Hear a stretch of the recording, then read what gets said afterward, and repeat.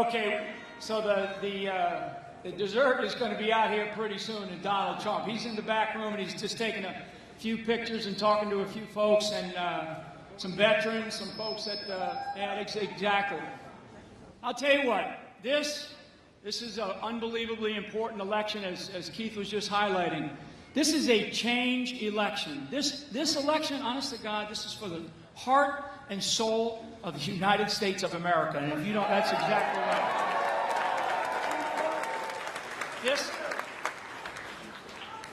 This is such an incredible moment in the history of our country when we think about what we're up against, what we're facing. The deficit of leadership in Washington, D.C. is unbelievable. It's unprecedented. When you look at the things that are going on all around the world right now, when you look at the problems that we're having right here in this country, when we talk about illegal immigration, we don't even know the numbers of illegal immigrants in this country. When people start to talk about all these undocumented is a politically correct way of saying illegal, and we have got to stop that. We have got to stop that. We have, and I always like to call these people out because we have so many of them in these audiences, and that's our law enforcement professionals who are here tonight. And let's give them a big round of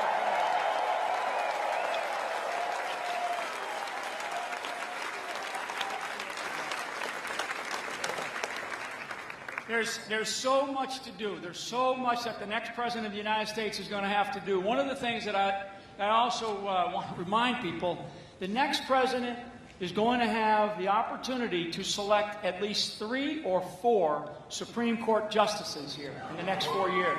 That's right. And it is unbelievable. So when you're talking about different parts of our government, for us to put a president into office for 4 years that could change the next 40 or 50 years of our country, we have got to pay attention to this. And this is where I say we have to wake up America, because we have to get our act together and make sure that all this business about getting out to vote on the 8th of November, it's vital, it's critical. I mean, you look at the corruption coming out of all of these leaked emails. I mean, it's just unbelievable. And you turn on the TV and you see, corrupt act, criminal behavior, criminal act after criminal act. Enough is enough. We do not need it.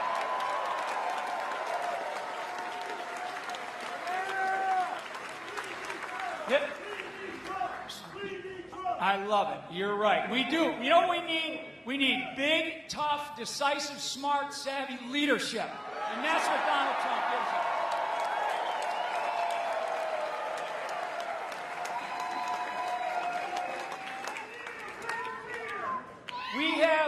Think about it. Think about what's going on. And not just, to describe the world a little bit.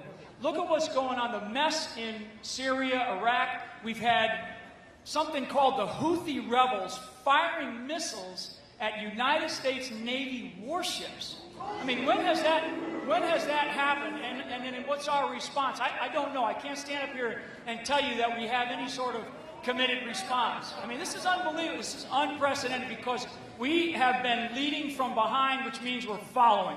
And the United States of America will never follow, should never follow.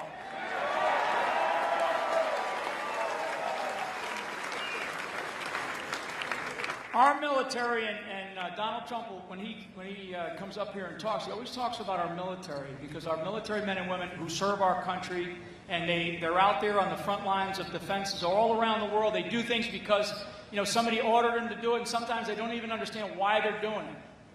And I'll tell you, it's unbelievable. And so we have such a depleted military these days. I mean, our Army is smaller than it was around World War II. Our Navy is as small as it was since World War I. Our Air Force is in the worst shape. We have our aviation. The aviation in our military is having to go to these boneyards to get spare parts. I mean, come on, this is the United States of America. This is not a third world country. So we have to rebuild our military. And one of the things that we always talk about, and the best phrase is, we are going to have peace around the world through strength of our armed forces.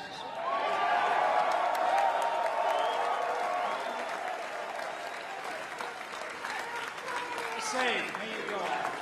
USA, USA, USA, USA, USA.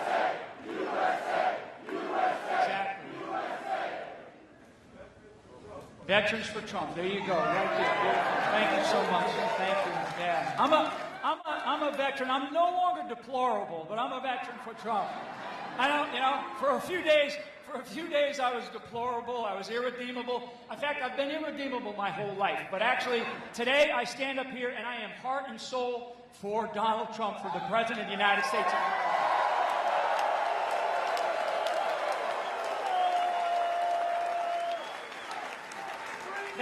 That flag right there, that flag should mean something to every single American.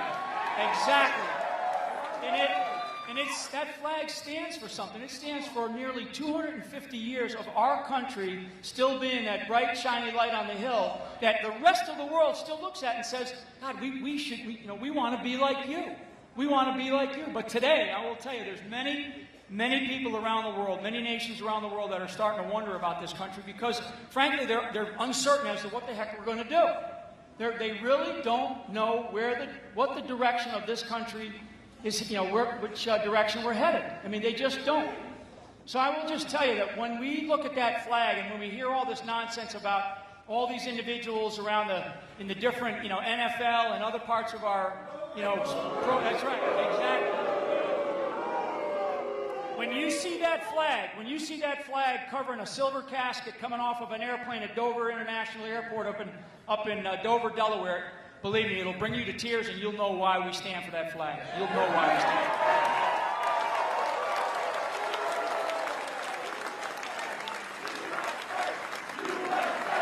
There you go.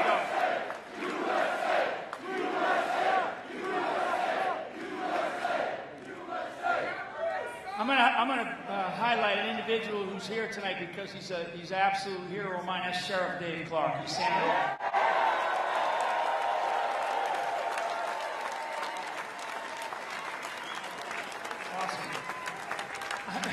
I mean, if there is an individual in our country that represents the rule of law and represents those blue lives who matter, it's Sheriff Dave Clark.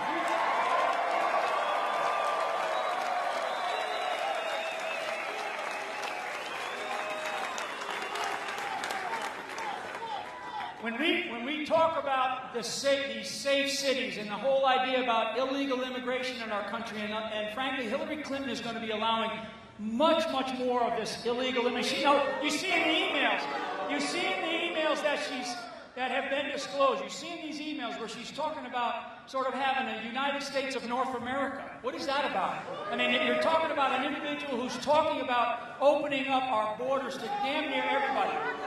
If we don't have any borders, we will not have a country. We cannot stand.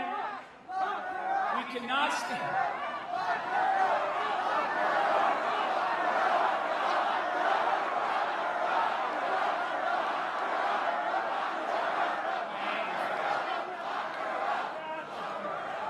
I've been called an angry general. I'll tell you what.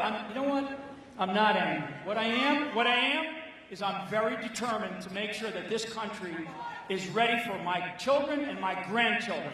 That's what I want.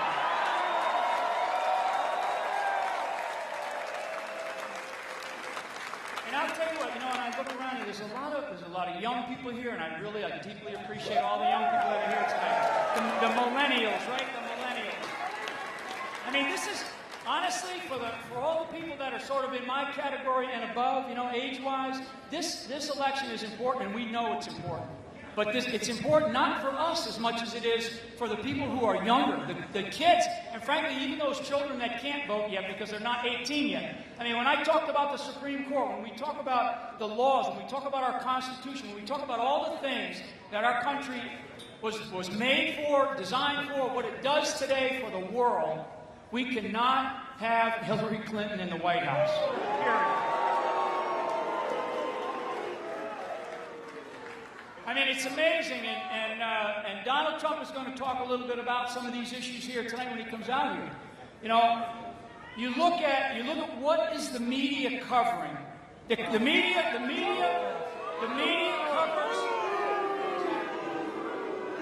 and they know it. I mean, Tell the truth.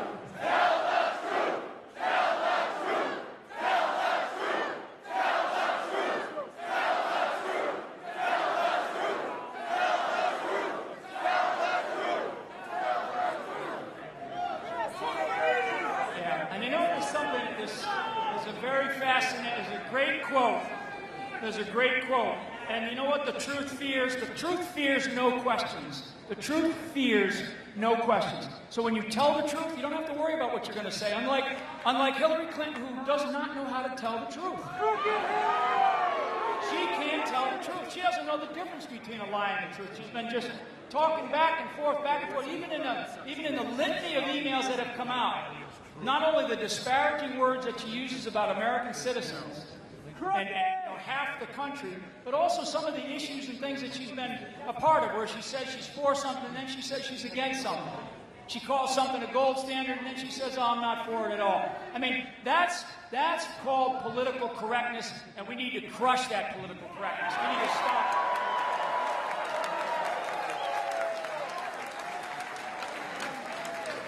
I can tell you from a military perspective, and frankly from a law enforcement perspective, because it's the same thing. And the sheriff knows this, and many of our law enforcement professionals around this country know this. Political correctness, I can tell you that political correctness on the battlefield gets people killed. Political correctness in our streets gets people killed. And we cannot have that. We have to protect. We have to cherish. In fact, one of the biggest advantages that our country has is something called the rule of law. And the rule of law is protected by our law enforcement professionals. It is an unbelievable thing that we have like no other country in the world. It's this thing called the rule of law. And you learn about it from the time you're a kid when you're taught, hey, dial 911 and some cop is going to show up to help you. That's what our police forces do. That's what the men and women in blue do. They help us. They don't hurt us.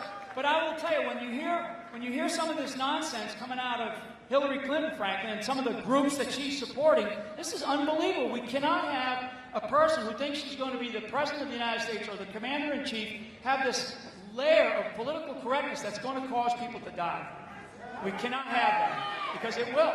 It will, and it has. You ask the people of San Bernardino out in California, when one of the individuals who knew something was happening, and she said, I didn't feel like saying something because I was afraid I was going to be called a racist. Give me a break. I mean, we cannot have that. We cannot have that. We just cannot have that. Okay. You got a great voice out there. Okay. One other thing. Healthcare. Healthcare is a big deal. It's a big deal, and Mr. Trump will talk a little bit about how he thinks about where healthcare ought to go. But the Obamacare, and you're seeing it. You're seeing it every day. It's crushing. That's right. It's crushing. It's got to be eliminated, and something else has got to be brought in. And he'll talk a little bit about that. But I will tell you before I step off and get Mr. Trump out here a little bit.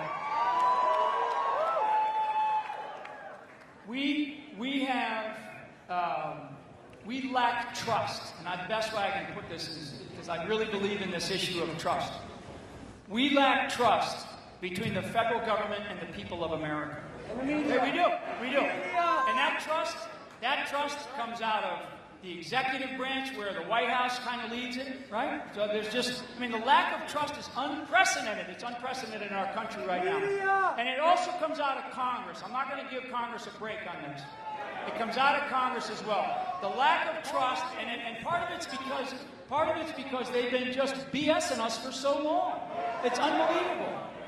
I mean, we have to bring trust back to Washington, D.C., as it relates to you, the American public. I mean, if there's one thing that Donald Trump has put his finger on, is this deeply underappreciated, literally millions of Americans who just feel like, hey, Washington, D.C. just doesn't get it. And I'm telling you, they don't get it. And on the 8th of November, Washington, D.C. is going to get it.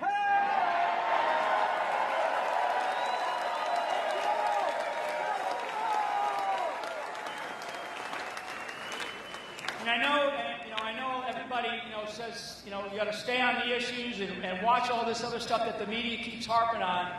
And you're right. To a degree, you're right. But there is an assault. There is a barrage attack going on right now by the media against Donald Trump. It's unbelievable.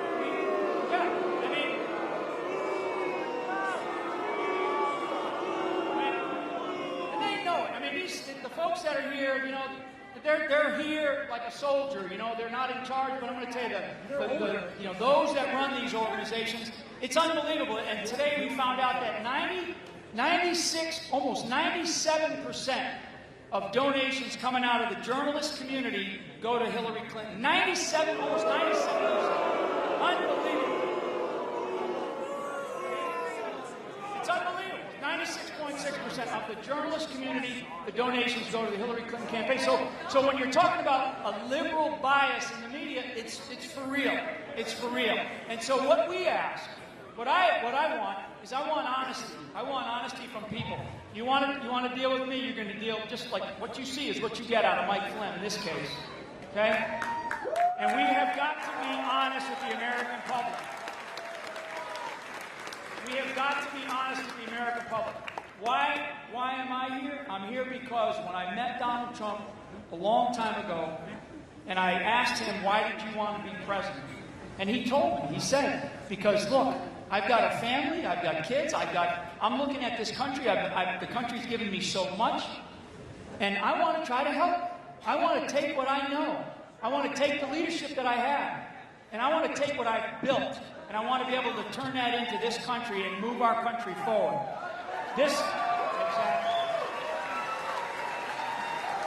So I know he's going to be out here in a couple of minutes.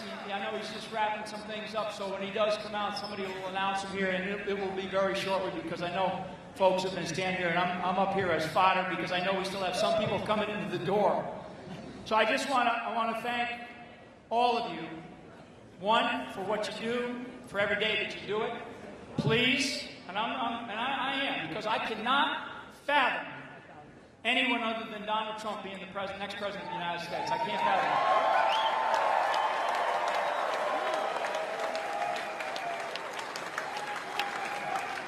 I mean, the corrupt and criminal behavior is unbelievable. It's unbelievable. And there, you know what? Sort of enough is enough, but there's more of this stuff to come. I mean, it's like to the point where it's like, God, how much more criminal or how much more corrupt can these people be? Well, let me tell you, a lot. They can be a lot. And it will keep coming for the next couple of weeks, and probably longer than that. So we have to commit ourselves to the United States of America on the 8th of November, to our future, to our children's future, and to our grandchildren's future. Because for me, I've got a couple of grandchildren, and I want them to have a life that I've had or a better life that I had. And I will tell you again, to all of you, thank you very much for being here. This is an unbelievable honor for us to be going around the country. And in a couple more minutes, Donald Trump's going to be coming out here to say hello. Okay, thank you.